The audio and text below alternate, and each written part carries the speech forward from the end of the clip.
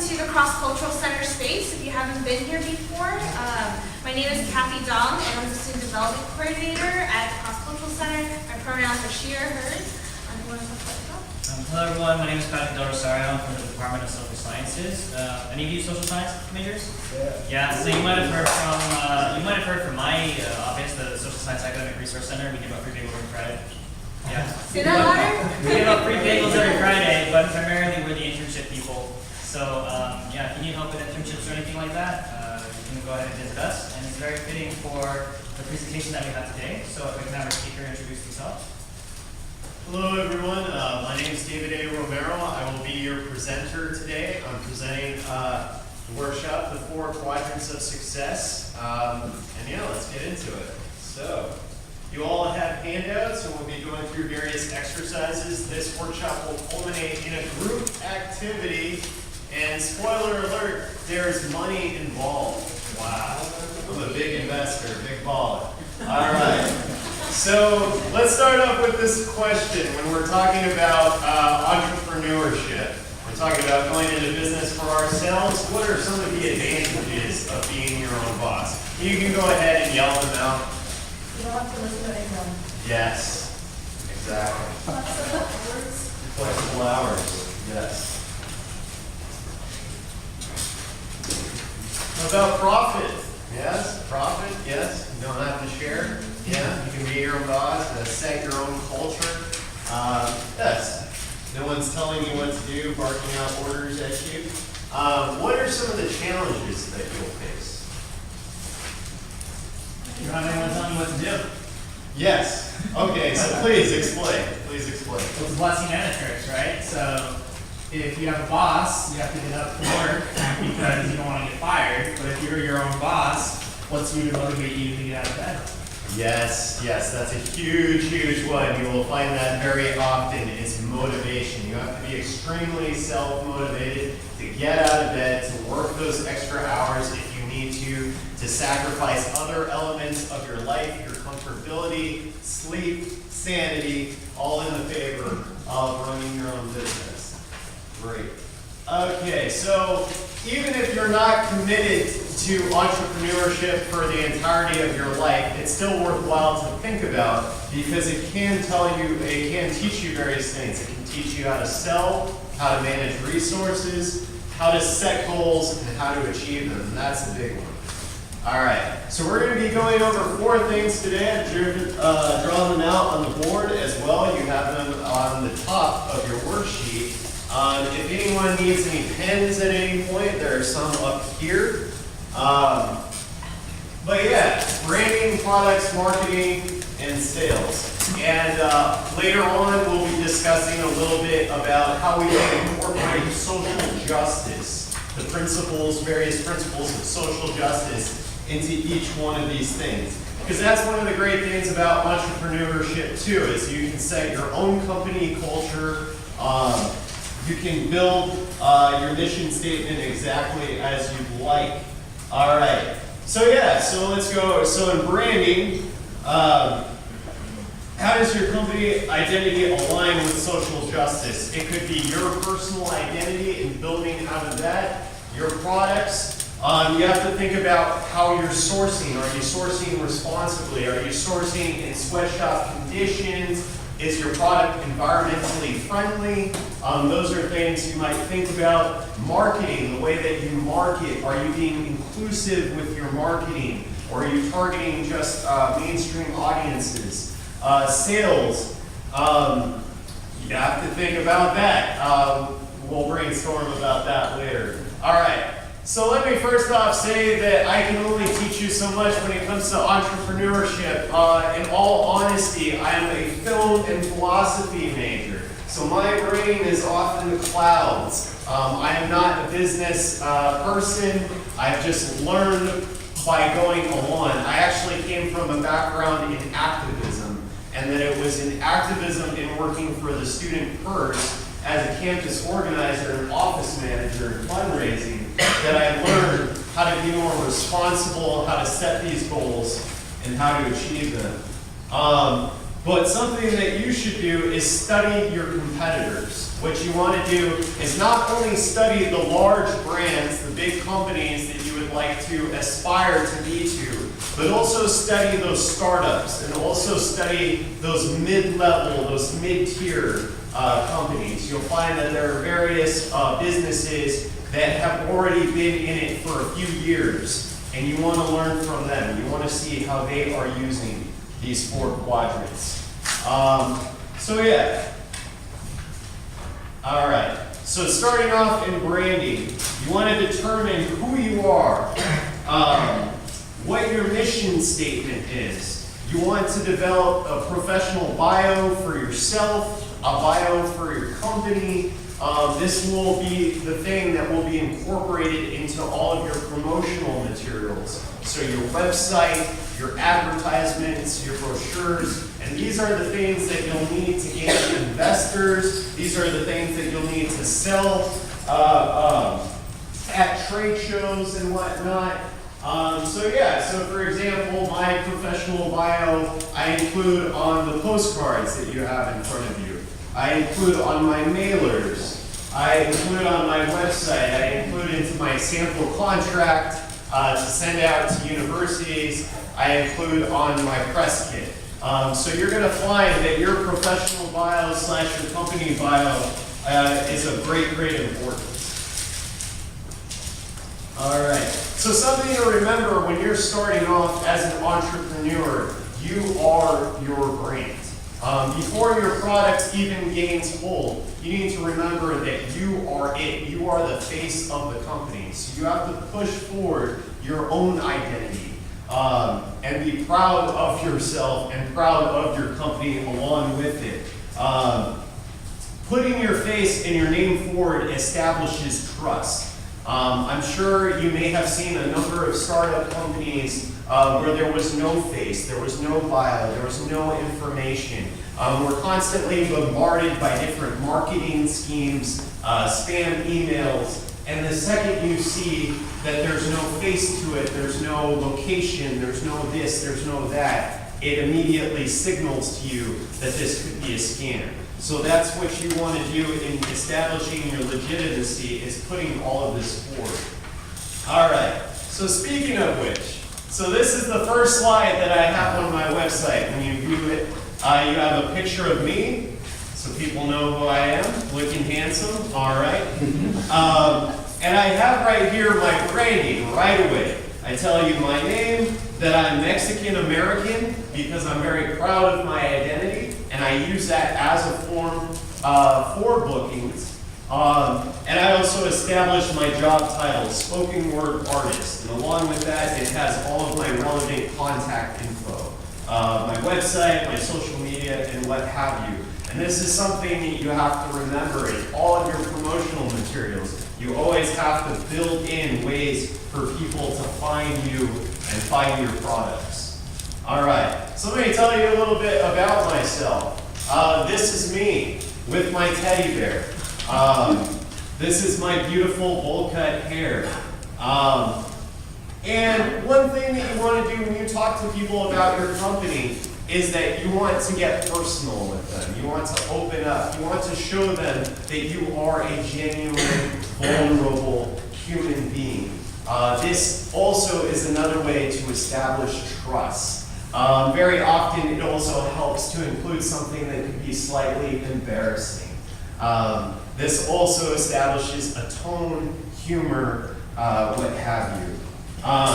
So I'm a graduate of the University of Southern California. I'm the youngest of 4 children.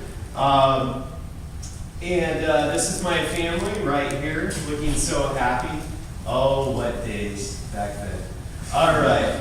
I also, so just to let you know, in terms of my success, I'm very proud to have said that I've performed at over 75 colleges and universities in 28 different states in the country. I am not, by far, I am not the most successful spoken word artist. I haven't even begun to reach that tier, but I'm very proud of what I have managed to accomplish using some of the methods today. I charge $1,000 to $1,200 honorariums plus travel and lodging for my performances. I have workshops for $1,000. And a couple of years ago, I built in philanthropy into my company. Now, as a first-generation college student, how many do we have first-gen college? Awesome, beautiful, beautiful. So yeah, so I'm a first-generation college student. So for me, it was very important to give back to the next generation, to build in to other aspiring poets out there. So I started a scholarship for spoken word. My first recipient was Sonia Irvine, based in Los Angeles. I had the good fortune of her being from my father's alma mater, which was very cool. And this year, I awarded it for the second year in a row to a student in Colorado Springs, Colorado. So, going national with the scholarship. Very excited. All right. So yeah, so this is the first page of my website. It's got all of these relevant things: bio, listing a show, media, that ties into marketing, a list of my services, testimonials, information about my scholarship, which is my philanthropy. So that's something that you'll want to be thinking about building into your company. Is what is your philanthropy? How does this company identity align with social justice? Press, once again, marketing, the store, because people have to buy products, and contact information. So what I want you to do right now on your handout is I want you to write a factual professional bio. Now some of you have probably already done this, but yeah, go ahead and write it out.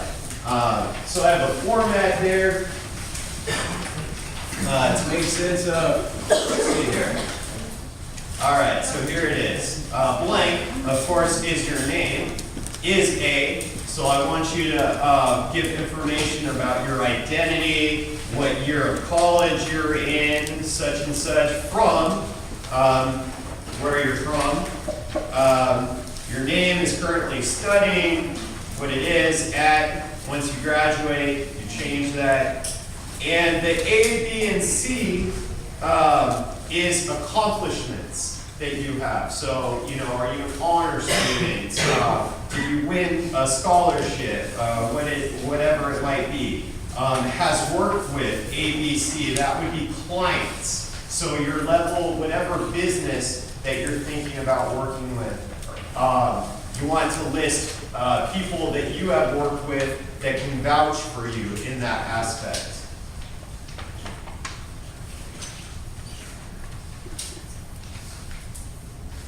All right, and as a, you list off your identity, or what you're studying, your name, would like to, that's where you put your philanthropy. That's where you add in your philanthropy. And then to contact, please email. So we'll go ahead and give you a little bit of time to work on it. All right, so yeah, so then you want to think about headshots, graphic design, and when you're starting off, you want to ask effective. Do you understand what it is that I'm selling? Do you get it?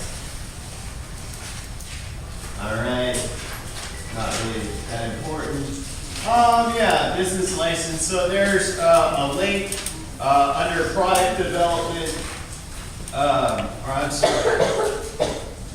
There's a link in there with information about, proprietary information. But yeah, I'm going to skip over this. I primarily work as an independent contractor. I fill out a lot of form paperwork for that purpose. Yeah, there have been a few times where I've been expected to have a business license, but most of the time I work in this fashion. All right, so this is a workshop. It's an interactive experience. I did remind you that there is money involved. So what I like for you to do is to get into groups of 5. So find 5 people that you can work with. And what you're going to do, what I would like for you to do in your group of 5 is to brainstorm the idea of a company. I want you to come up with a company. Yeah, oh yeah, sorry, right now. Good question. John. Y'all want to start a company? Let's call it John, right? Alright, everybody. Oh, when I work with little kids, I say waterfalls, waterfalls. Does anyone know that? No. Oh, they all go shh. It's so cute. Okay, so moving on. Alright. Oh yeah. I forgot to add this this part. You can go ahead next time when you break off into groups or when you do are discussing with each other. I want you to identify your competitors. So that's really important. Focus on them being startups. So get out your phone, see who's already working in that sector. All right. Okay, so product development. So you gotta identify if you're selling services or goods, and the way that you market that will depend on what it is. So here I have an example. So this is a sheet. I've prepared sheets for each one of my workshops. This is a sheet that I prepared for this one. It has the age range for it, the price. It has a schedule, a breakdown. So this is something, if you have a service, you need to specify the amount of time. A description saying what it is, what its purpose is, so it can be boiled down. This is very convenient for press releases, for posters. You want to do their job for them. List of your clients, what have you. Oh, also any technical considerations. So will it require a projector? Will a laptop be involved? All of the breakdown of what the client will need to provide or you will provide. All right. So yes. So time, supplies, cost. All right. What does it do? Does it come in a variety? Do you have multiple products? What are they made of? What's its dimensions, setup, or installation? Once again, how much does it cost? All right, so the question of to price or not to price your product. What are the advantages of not pricing your product? More accessible? Okay. How? Oh, okay, great. So it could be, it could be a marketing tool then, or perhaps, yes, so you're hoping to attract ad revenue by giving it away. Okay, great. How else does it make sense to not list the price? And it establishes trust with the consumer. So if someone gets something for free, they like it, they're willing to buy something Great. that you're offering next. Awesome. So yeah, so it could be something like a lost leader. So if I gave you all free stickers, you'd be like, wow, I got a sticker out of this workshop at least. That's cool. Okay, nice. Also, what else? So it also opens up room for negotiation in price. So yeah, if you list the price, people pay you that rate, and they might be happy or not with that price. But if you don't set the price, then that allows for them to approach you, and then you can go back and forth and establish and try to get as high of an amount that you can. Personally, I like to set price. My approach to business has always been I prefer ordering from a menu rather than going to a car dealership. So yeah, but people have different philosophies when it comes to that. So you want to, yeah. Would it be better to kind of set a range of a price so that there's still something set, but you can also kind of negotiate within the range? Nice. Yeah, I mean, that's a good idea. I definitely, a lot of people have suggested that to me. Usually what I do similar to that is I have upsell features. But yeah, rate. It's good. Good think about that. So in terms of your product, you have to consider all of your materials, your labor, your shipping costs. For example, my sister is always doing startup businesses, Mary Kay, the Pampered Chef, Avon. Right now she does graphic design and cakes and stuff like that. And sometimes she sets her costs so low in order to compete with other people, friends and whatnot, that she doesn't take the materials cost into consideration. All right. So you got to think about facilities, advertising, benefits, and the cost of R&D. Your time in developing your business is a cost, so you have to consider that as well. All right. How to price? You cover your production costs, and determining profit margin will depend on the demand for your product, the pricing of your competitors, and the perceived value. So this is a big one. In terms of a startup company, you will not have much of this. You will not have much perceived value of your product. You can build perceived value through marketing, but that may cost much more than you stand to gain by it. All right, and here's Keystone. For business-minded people. Okay, so the next step is to fill out, so to decide, determine, is this a service, is this a good, how much does it cost, does it come in a variety of different options, and what have you. So if you haven't filled out that section, please do that now for your company. We're going to move on to marketing. All right. So marketing is the question of reputation. It is the question of awareness. How many people know about your company? What do people think about your company? And how is it that you can make your customers come to you? The last element will be sales, but in marketing is all about indirect swaths of reaching swaths of people and hoping to net them in, to have them approach you instead of you selling to them directly. I have methods of traditional media listed. Those are all provided on the worksheet. Big one. I like newspaper features because that's often free. That's a great way you can write up a press release, get that out there. You also have your mass mailings, which target residents of a particular area. So this is just indiscriminate mailing, advertising, marketing. You also have your new media options. Those are also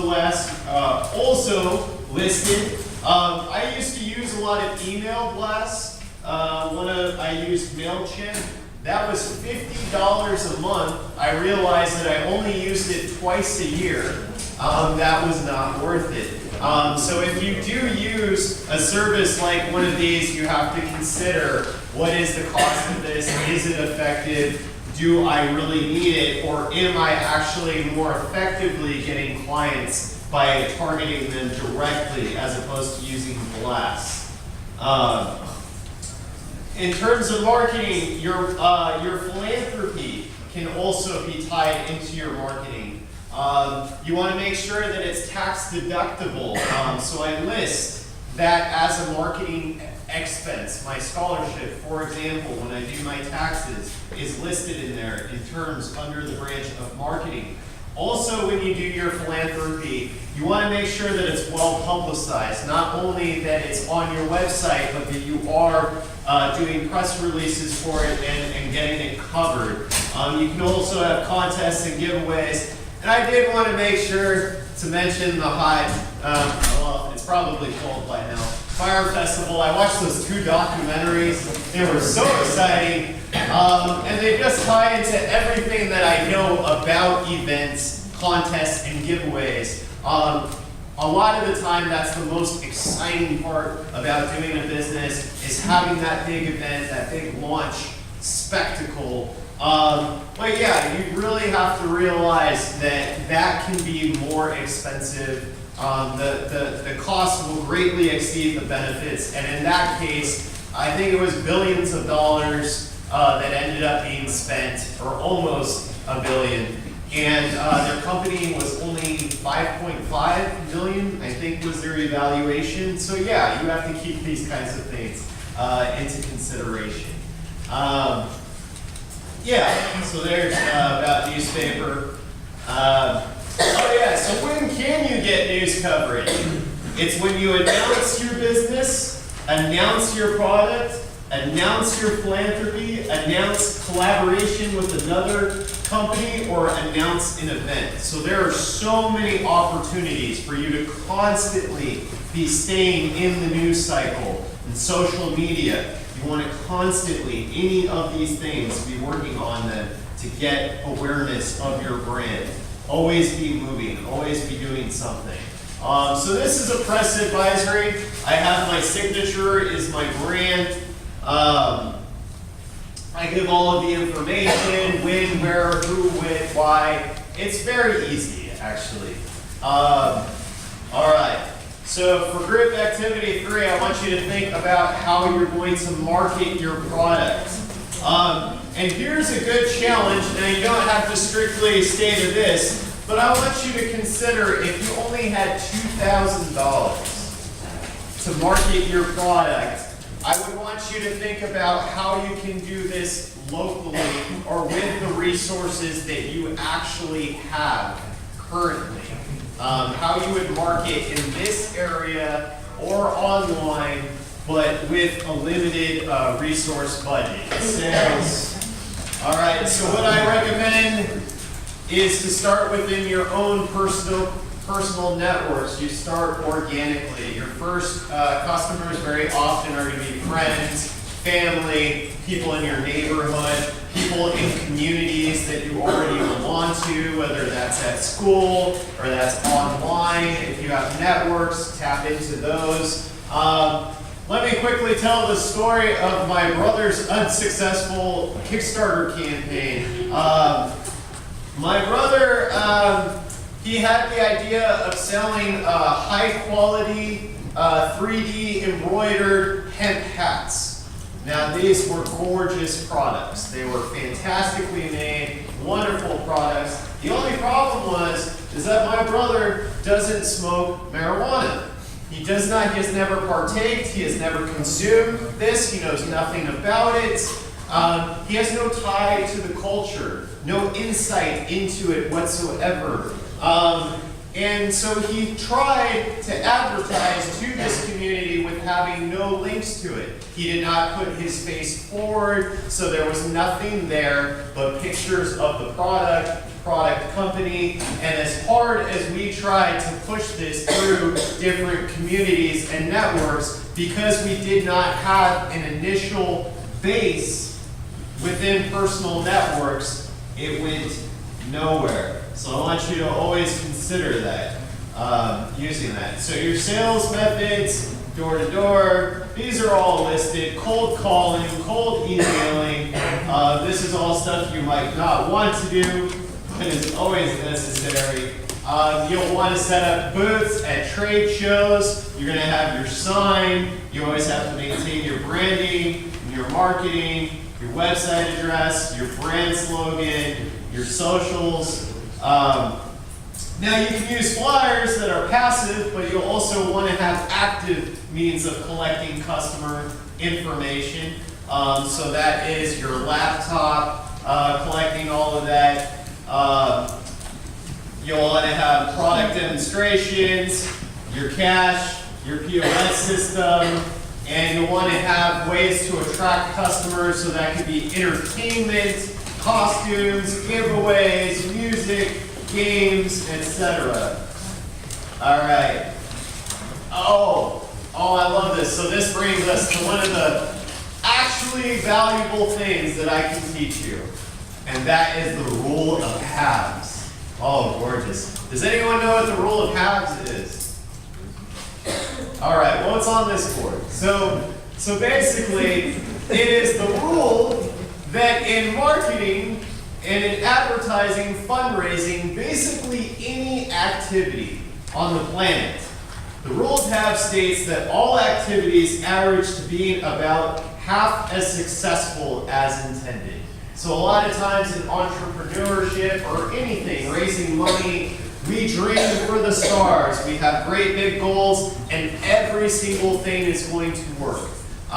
So my brother is an entrepreneur as well in goods, and very often I love watching him. He'll get out a calculator, and he'll just, oh, and we're going to sell this many in this many locations, and the next thing I know, it's hundreds of thousands of dollars. He's like, see, we're going to make this. What he never takes into account is failure. So the rule of halves is admitting that no matter what you do and how good that you are at it, something is going to go wrong. So how do you cheat the rule of halves? The way that you cheat the rule of halves is after working out your projections for how successful everything is going to be, you double each step. You double each goal. So for example, if you're going to sell 1 million online at $100 per unit, 10,000 units sold, you're expecting 20,000 online store shoppers. So half of them are going to start shopping, then they're going to get distracted, they're going to do something else. 40,000 online store visitors. See, this is very generous. The metrics will vary, right? But that's basically stating that half of the people who visit your website are actually going to engage with the store function, right? And to attract those visitors, there will be that many ad clickers, ad viewers, and you circulated your ad to 320,000 people. So in order to get to here, you work backwards. Your goal, and you have to calculate your reach. All right, so how do you prepare to reach this many people or whatever your number is? You research the circulation and viewers. A great thing about using, for example, Facebook and other services is that they actually provide the metrics. They give you all of the metrics. So that's one way. But the traditional methods as well, you brainstorm, try to think of, you ask people, what is the anticipated reach of all of these methods? Number of attendees at events, number of doors, mailboxes, etc. So you can sell to a reseller. There are options of wholesale or consignment. And these are my tips. Be professional, be persistent, be kind, be first, be easy. People like when things are easy. So yes. All right. And you always want repeat business. So you thank people, you ask to take pictures with them, ask them out to lunch, coffee, you establish a connection. You offer them discounts or freeze prices as prices go up for other clients, and that may vary with the success of your business or costs. And you send them gifts. People like handwritten things. Write them cards, you know. It's nice. All right. So for the last group activity, imagine you have a sales budget of $2,000, and I want you to set a sales goal and think of specific cities or areas to sell in. If it's an app, if you're selling an app, where are you going to sell your app through? If you're selling a good, are there any businesses that you think could sell your product? So think about your anticipated sales, your reach, and your costs. And at this point, I'm going to introduce the butcher paper that we have. And we're going to start culminating everything that we've been working on up to this point. So if everybody can see, there's pens and markers for you to use in the middle. And make sure before you leave to answer the survey. Make sure to answer the survey.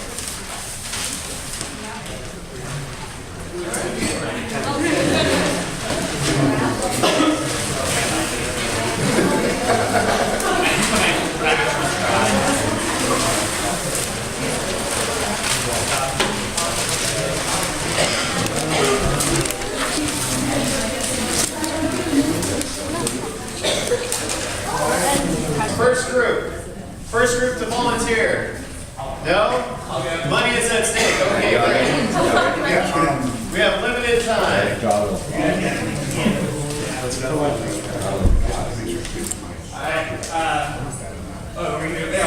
Yeah, please come to the front.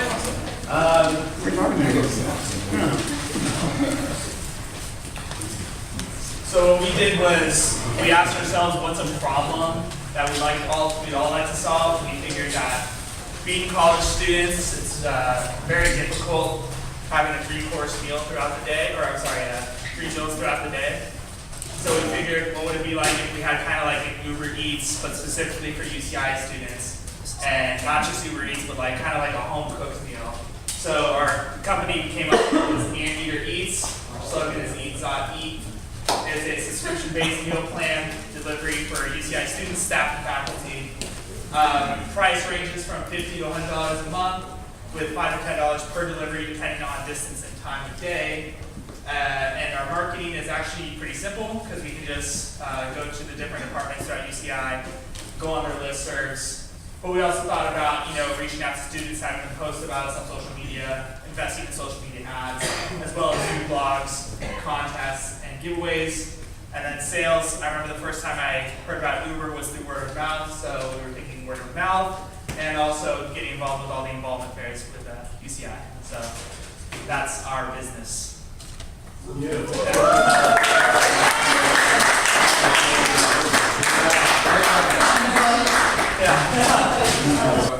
So our service would be a storytelling service. So what we would offer is workshops to help people tell their stories a little bit better. Everybody has a story, right? There's this idea that people go to New York to go to this to experience and really, a lot of stories are coming out of New York and in these big cities, but we think that this could be possible in any city, right? Provide an outlet for people to tell their stories better.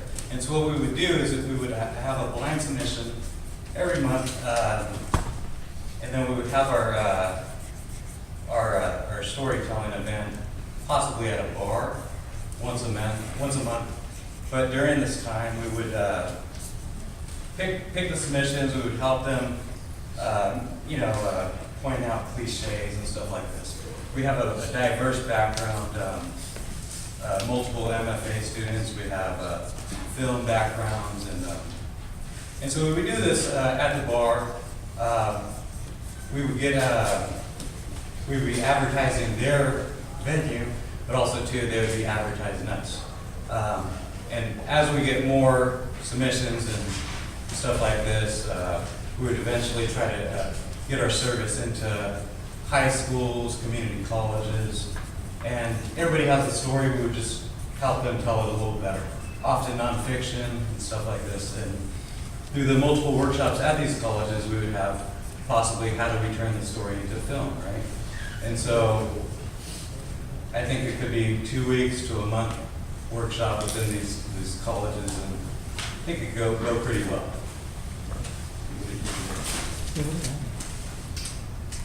For advertising, what we were thinking about is just using social media, and of course word of mouth, as you pointed out. I was thinking of the idea of using the budget to connect with people who have a really good social media presence and paying them to advertise on your behalf.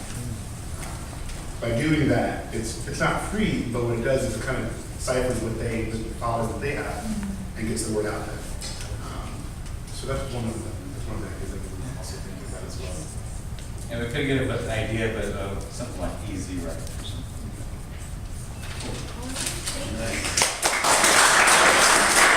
Hi all. So our is Queued, and essentially it's a startup streaming service that helps like solve the modern problem of queuing songs collectively. Like let's say you like a song on Spotify, but they don't offer it on either like Apple Music or SoundCloud, and you want to listen to it. So you have the option of like queuing songs from any platform, and essentially it's free. So our clients will mainly be working with like YouTube, Spotify, Apple Music, SoundCloud, and then also like local artists. Our slogan is your songs, your way. Product development. So we're going to provide the service on all smart devices. So that includes like anything from your smartphones to even like smart cars, like like Tesla, or even a smart fridge if you have that.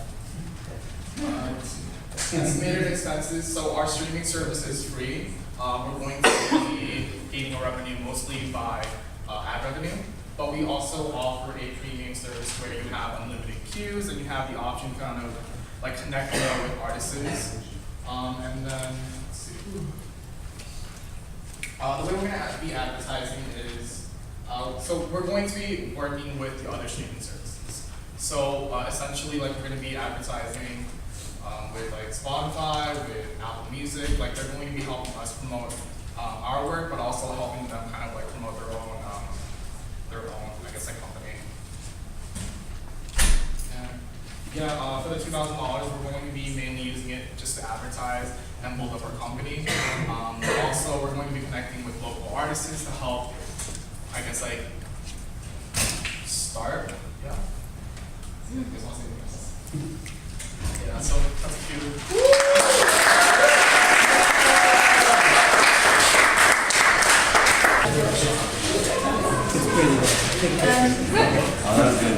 Okay.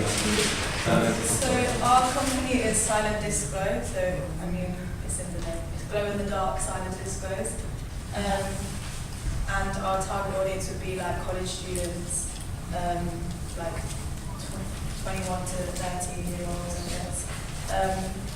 So we provide like the headphones and then like decorations and props and stuff that glow in the dark. You can do it outdoors or you can do it like in camp venue. So we would try and reach out to like maybe clubs or like promoters so that they can sort of like organise the events. In terms of marketing, we would like do local media. So we were thinking like get a group of maybe like 15 people to put the headphones on and stand on the campus and like party. And people would be like, oh, what's going on? And like come over and be like, yeah, and find out what is happening. Obviously like social media, Instagram and Twitter would be a big thing as well. And having like initial launch events where we like give out glow in the dark t-shirts and it'd be like cheap.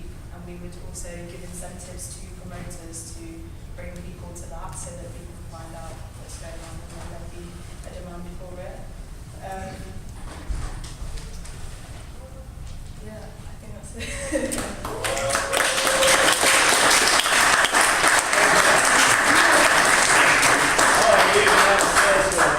Okay, so go ahead and please still stay there. I really loved your presentation. Anteater Eats, please move to the front as well. Now, I've never done it this way before. I've usually only chosen it myself, but this shall be an interesting experiment. All right.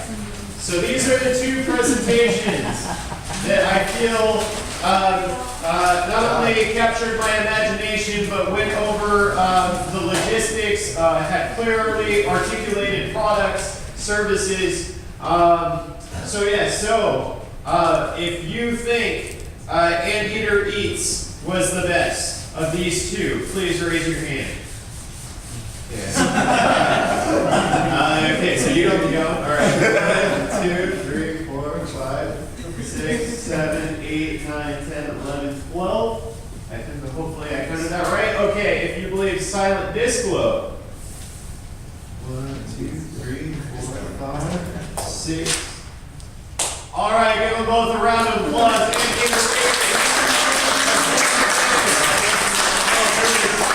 Please stand there. I need to take a picture. Okay. All right. All right, great. Thank you very much.